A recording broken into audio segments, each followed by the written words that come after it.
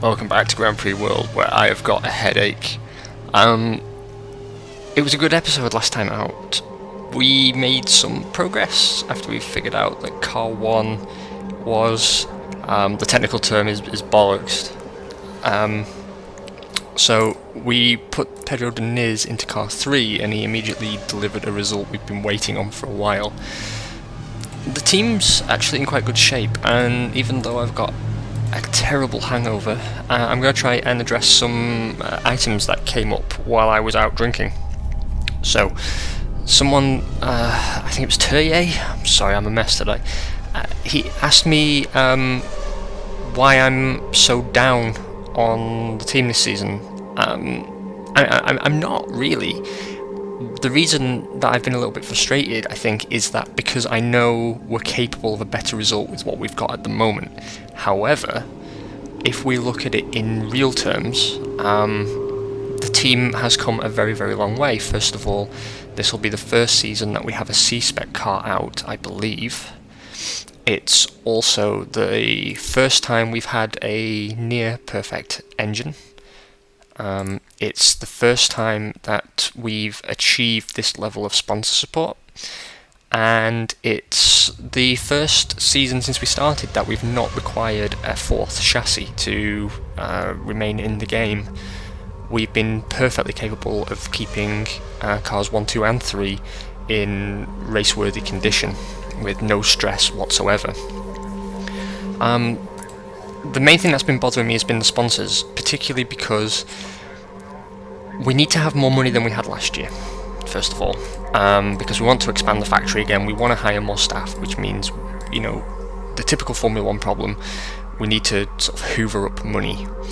And the issue is that everyone we talk to completely wastes our time and signs with somebody else, and we have 5 rounds to go, which is not really enough to sign many big money deals. And you might be thinking, well, the team's profitable with what it's earning now, is that necessarily a problem? Yes, is the answer. First of all, our costs next season are going to be bigger, and we, even though if we look at sponsorship year on year, this season, we've had a sponsorship of 35.5 million total planned for the year. Whether we get all of that is open to debate. I mean, already here we should have received 22.225 million and we've only received 16.1 million. So there's that kind of drag effect from sponsors not actually paying you what they should unless you've got a guarantee, which is very, very hard to get, particularly at this stage in a game with the team, the size and capacity that it is. The other problem is, you might be thinking, well, look, you know, we've got 36.7 million intentional sponsorship for next season. Isn't that better? Actually, no. What we've got at the moment is we are near as makes no difference 2 to 3 million behind this season, because even though we've got more sponsorship coming in, we are losing 4 million from Nakano leaving the team. So we are actually still, in real terms, taking a budget cut year on year. And this is what, you know, I always try and drum into my episodes, that, you know, we're playing through this game together and having a brilliant time doing it, but it's also about learning the game and how it works. And it's very, very easy to look at that number and think, brilliant, we're doing really well, but it's not necessarily the case. So what we need to do is to fill up the last 3 spaces on the car with sponsors in excess of 1.5 million. We've got 2 that we're working on deals with as it stands. I think we'll get the multi-year Castrol deal. I'm not so sure about Korean Air, although it is possible. And then we need to some way, somehow, get somebody else. See, we don't have all the bonuses yet for either of those guys, which kind of limits our options. How many people are working on the Castrol deal? 32%. I think we can knock that down to 20%. And then let's look at Korean Air. We'll knock down to 22%, and we'll get started talking to somebody else. As you can see, there are not many sponsors left. I filtered now for unsigned sponsors, and PlayStation are the big money players, but I don't think 5 rounds is enough to get a deal with them. We'll give it a shot, because if it comes good, it comes very good. But yeah, not excellent. Okay, so that's that done and dusted. We're not going to expand the team any further right now, because we seem to be doing okay. We've got some wear and tear to repair. That was a rhyme, it was unintentional, I apologise. We're gonna do, see, 2,000 a mile for testing again is a bit steep. And also, because we can't, yeah, this is a problem. There's not really an efficient way to run this test at that level, so we're going to knock it down. We'll do 160 miles of testing. Not very much, I know, but remember, all we're trying to get out of this is 1 point of Forschung, 2 engine development points, because anything else is redundant, and to get as many setup points as possible. So yeah, we want to make sure that we've got full setup points, so let's do it like that. Okay, that's gone as well as it could be expected. We've only got 1 engine point to spend, but that's not really a major impediment. Let's make sure all the design stuff is on the right stage. Yep, looking good. So we can now deploy those points we've earned. Cool. And that brings the 2002 car a little bit closer to perfection and puts a healthy 3 points on the wind tunnel stage. This is really good, because we estimated that the best we could hope for was to get the C-Spec out for round 13. It's actually looking more likely to be round 12. That means we need to invest in spare parts now, because we have obviously construction resources to divert to getting the C-Spec out, but if it represents a good step forward, we could find ourselves hoovering up much needed points on the tail end of the season. I still don't think we will be able to grab a second position, but if we can consolidate third, it's a nice extra bonus from the FIA in cash terms. It's a step forward for the team, and it's a positive net result for the year. Let's repair all 3 cars, just stay on top of our game.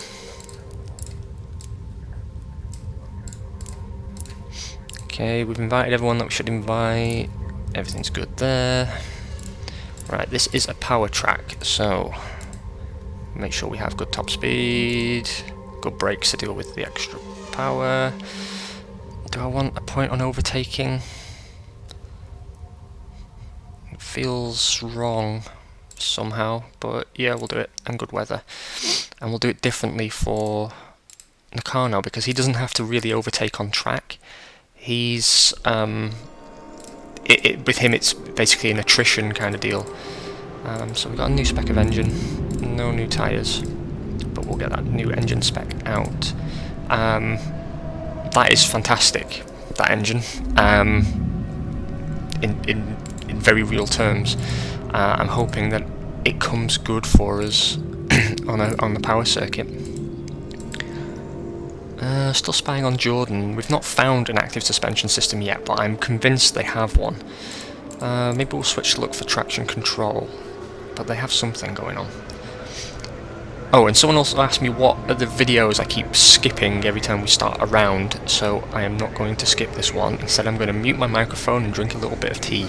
See you in a moment.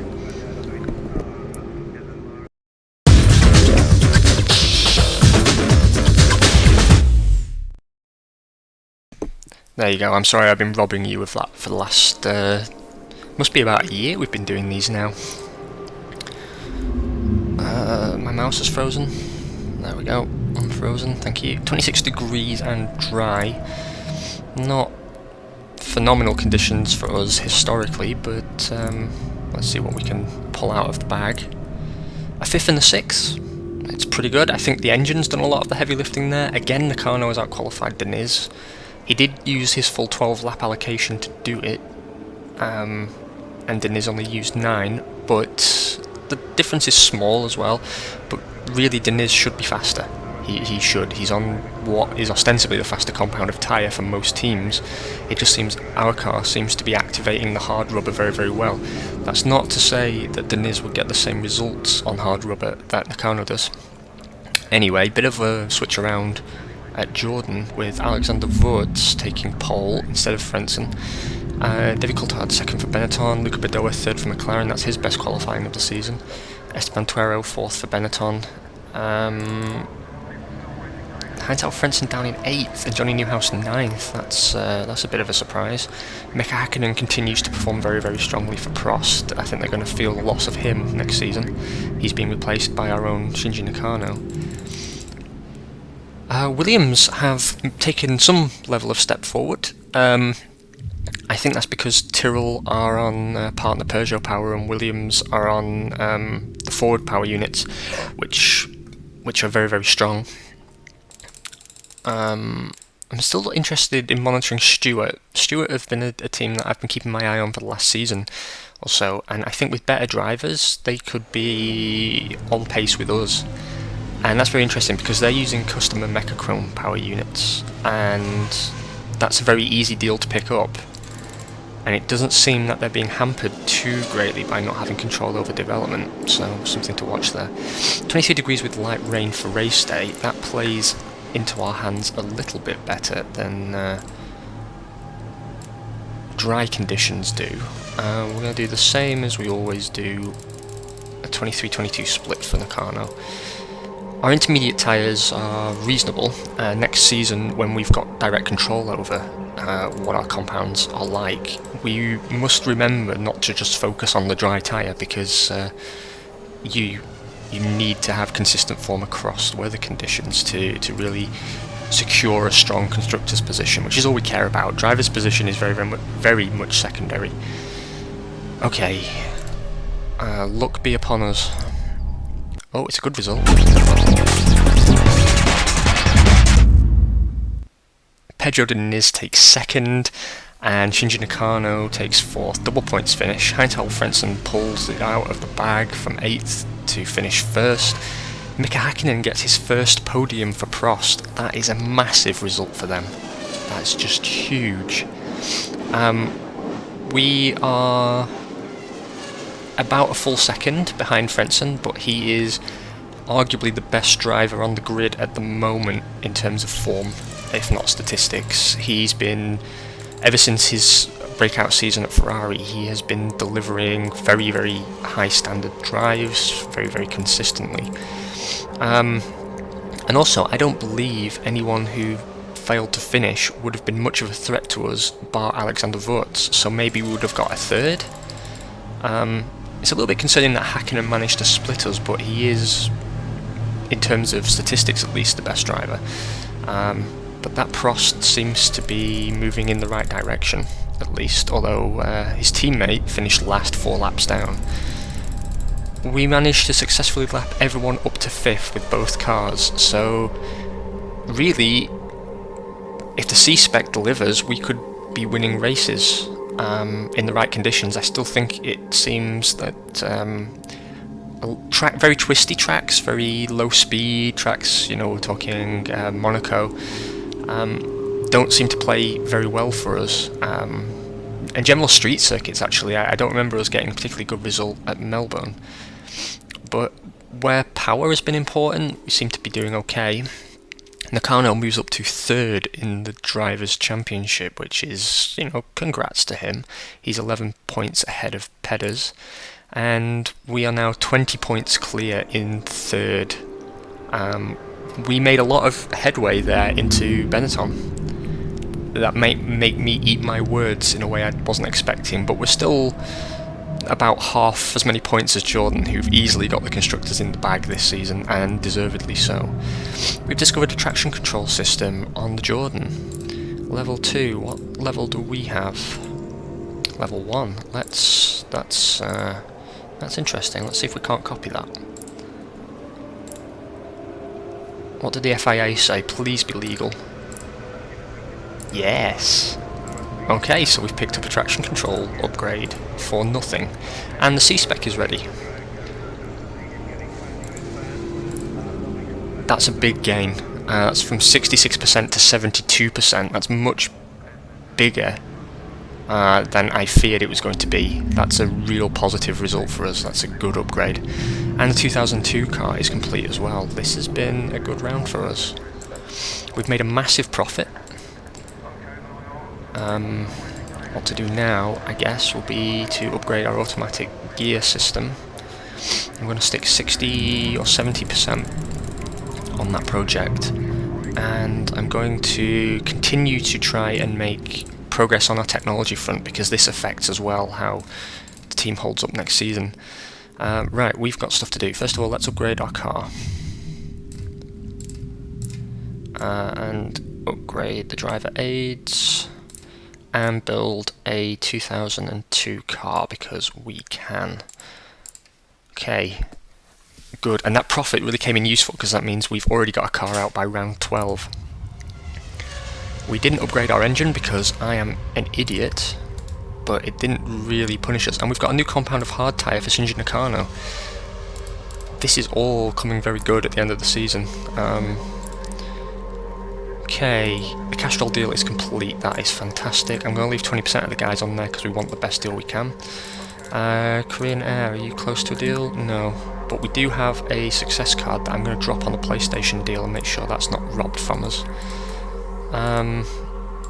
We're still lacking those final details on the engine and tyre deals. But that said, we still got 4 rounds to run, so maybe we come good there. I'm going to remove Castrol and try to get fast upgrades on the engine. So now we have a theoretical sponsorship of 39 million, so now we're about breaking even with this year's budget. That's taking into account the 4 million we're losing from the Carno plus the 1.9-ish million that we're paying Giancarlo Fisichella to come and join us. Yeah, the cars need to be repaired, but we also need to run some testing, so let's do that. Again, the cost of testing has come down, so we've got the parts, let's use them. Spend 350,000 on that. I'm going to remove some of the mechanics from engine development, and we're going to sort of redress the balance a little bit here. And what we want ideally is to complete a forcing stage straight away. I don't see it happening actually, but maybe we get lucky.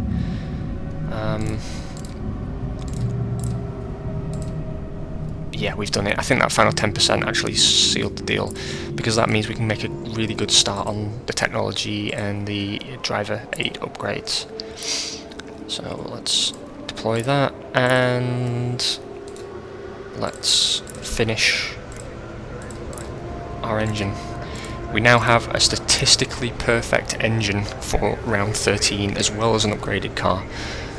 It's all coming good at long last. I'm going to take a break for a moment, have a drink of tea before it goes cold, and I'm going to save the game so we don't lose this fantastic result. Speak to you in a moment. And we are back. So, another win for Hans-Hal Frentzen, 4 in a row. Alexander Wurt's got pole. For the second race in a row, Deniz got second and now wants to win a race, and I want him to win a race. Shinji Nakano just missed out on a podium place. Jordan have signed what I believe is a works development deal with Bridgestone. Arrows are very, very happy to be. be in the top 6 with both cars, which we are.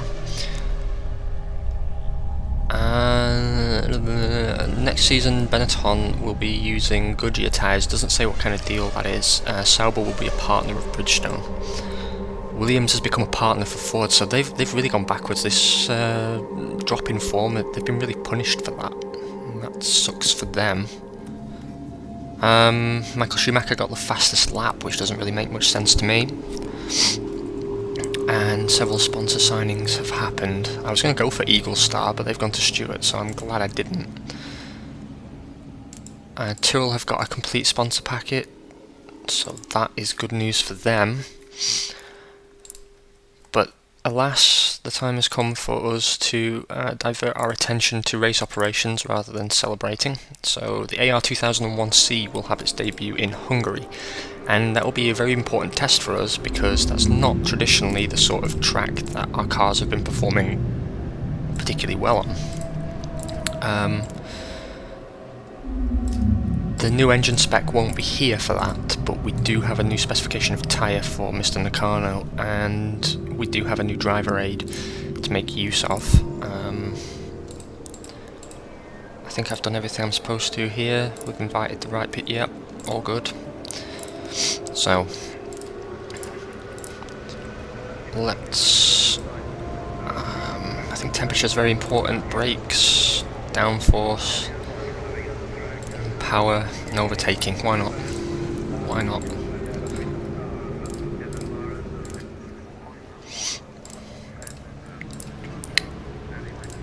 Yeah, no new engine spec because I'm an idiot. But we do have traction control, which should prove beneficial. And it's a not insignificant upgrade. It is only on the rigidity of the tyre, but still, a tyre with a bit more structure might just be what he needs to sort of pull it out of the bag, as it were. Let's now spy for servo brakes. They've got to be running some pretty impressive driver aids. Okay.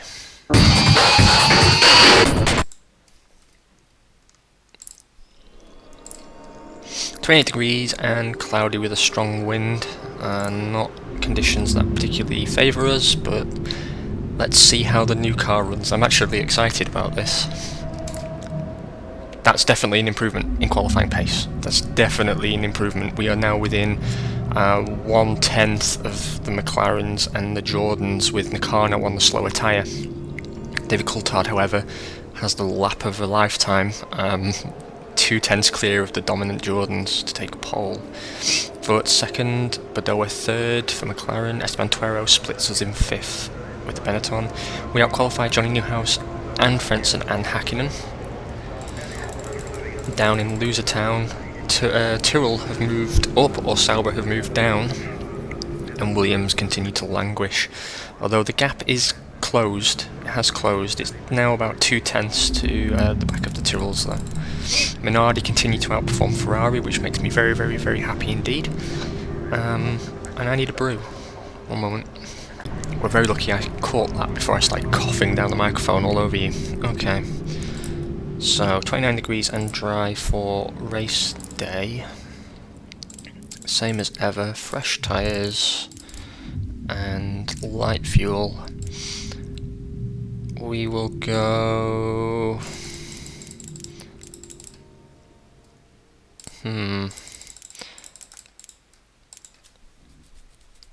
We will go 39-38, I guess. I had to think that over for a moment because it does sound like a long run on those tyres, but I'm thinking he's capable of making it work. Okay, the track's in pretty good condition, which is good for us, but it's also good for everyone else. Right, let's see if this new car delivers. Well, it does deliver a double points finish, but we were lapped.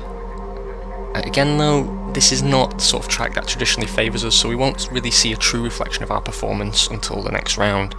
David Coulthard leads his teammate home on a 1-2 for Benetton Mercedes. McLaren Mercedes, Johnny Newhouse leads Luca Badoa. And then Shinji Nakano beats Pedro Diniz again. Story of the season this season. Both Jordans failed to finish. Hydraulic failure for Frentzen and an accident for Alexander Vought. One of the stewards does finish at least, which is Montemini. Other than that, nothing particularly noteworthy except that the Williams of Eddie Irvine was lapped 3 times. Bad news there, Eddie. Nakano has lost 3rd place to Esteban Tuero, but I'm pretty sure we can get it back. And yeah, the gap has opened out again to 30 points to Benetton for 2nd. It's not impossible, and Belgium should be a good round for us, which I'm going to include in this episode because I'm feeling lucky. Let's see how we're doing on the deals. Didn't close either of those deals. That's a pain in my knackers.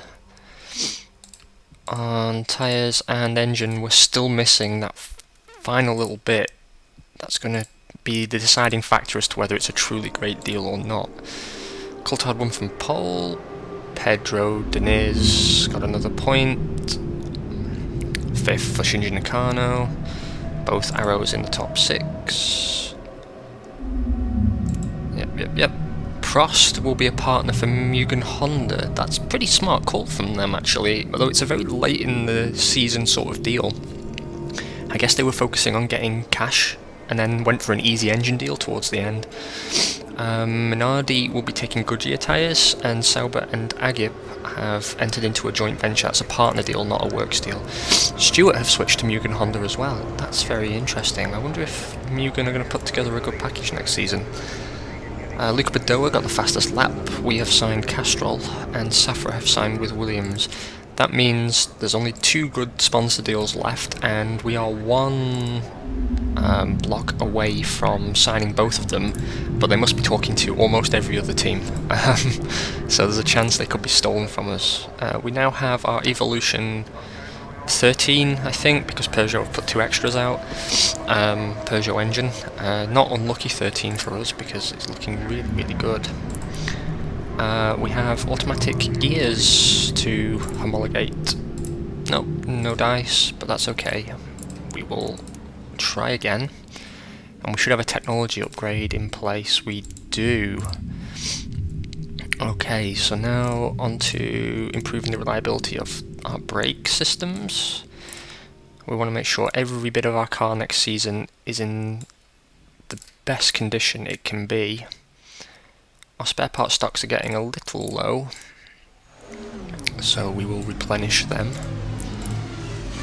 I do want to build another 2002 car while I've got the opportunity. So now we have both race cars ready.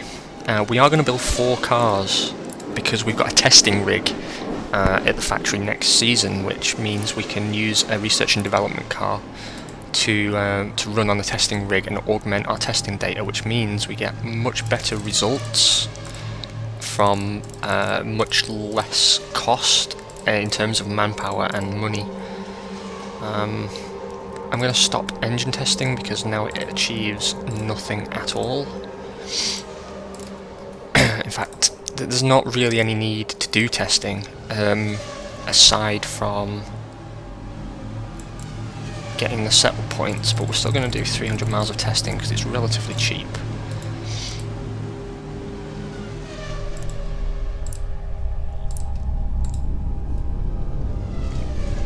Yeah, we'll use that and we will repair cars 2 and 3. And then we will dance in Belgium, and hopefully our new power unit, combined with the new tyres, combined with the C-Spec, can deliver an impressive result that wins us many friends that have money.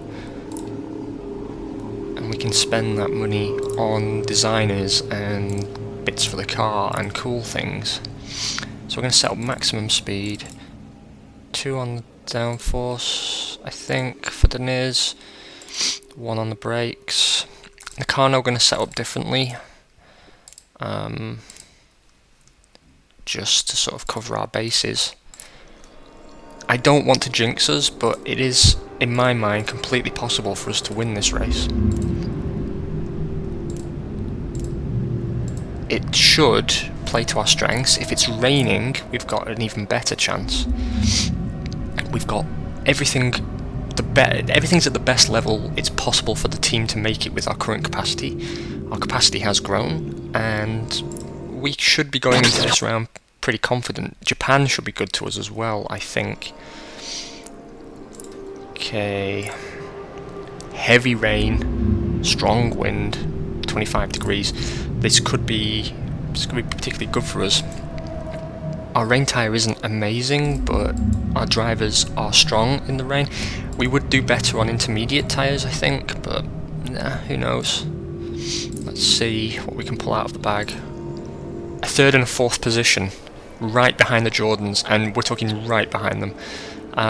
Deniz is kind of off the pace a little bit, but he still put it fourth. Nakano takes third. The Jordans are just untouchable this season, so third and fourth is the best we could possibly hope for. There's no way we would catch the Jordans at the moment. Just none.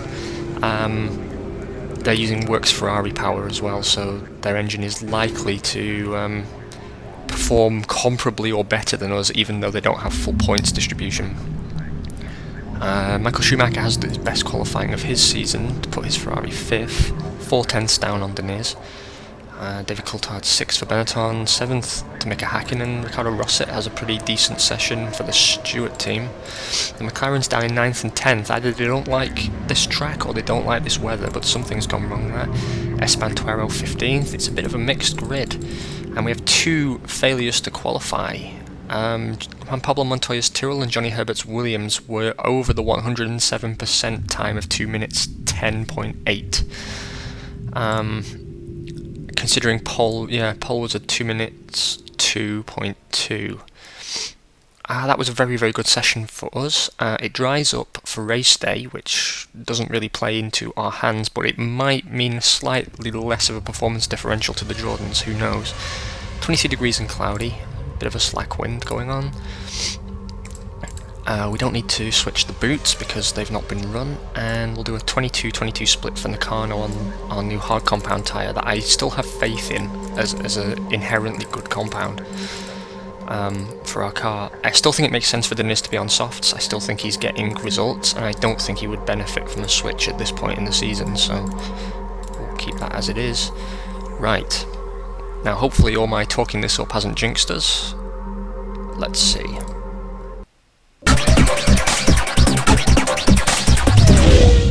Oh, and Pedro Deniz breaks his duck with a win, a dominant win. Look at that. Look at the gap there.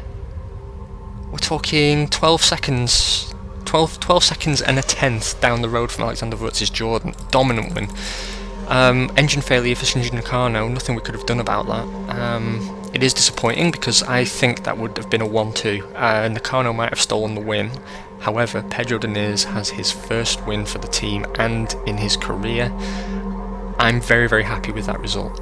I'm very, very happy. This all comes together now to deliver what I hope will be a strong end to the season, and it puts us in a great position for starting next season. Deniz moves up into 7th.